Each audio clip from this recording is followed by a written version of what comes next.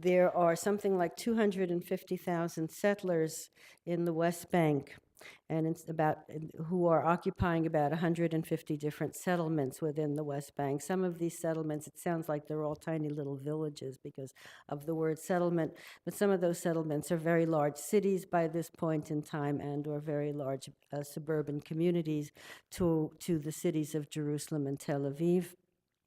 The settlements cost an enormous amount of money to Israel to maintain the settlements, to provide subsidies to the settlers, otherwise they wouldn't be living there for the most part.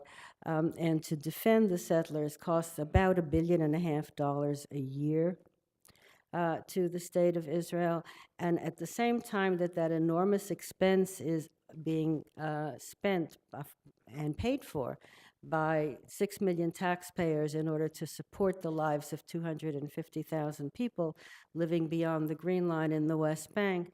In order for that to happen, what is happening is that the healthcare system is being eroded, the educational system is being eroded, social services are being eroded, the safety net is disappearing slowly, and the number of people who are living in poverty go up from one year to the next, so that today there is something like 25% of the population are living below the poverty line, the Israeli poverty line, which is something like 15 times greater than the Palestinian poverty line.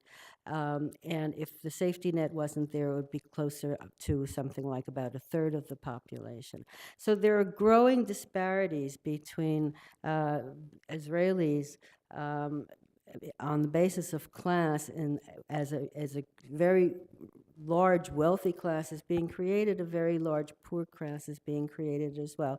One cannot blame all of that on the money that goes into the settlements, but one can blame a lot of it on the money that goes into the settlements. And if that were not something that Israel were spending money on, one can assume it could go back into the educational system.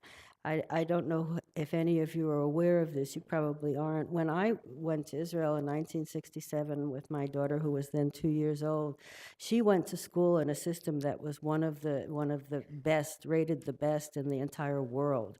And the results for the children that came out of that Israeli school system really placed them very high up in educational achievement. Today, the Israeli educational system is rated way at the bottom of educational systems in the developed world. And that is a difference that is being very much worried about within Israel, and I think should be worried about outside of Israel as well.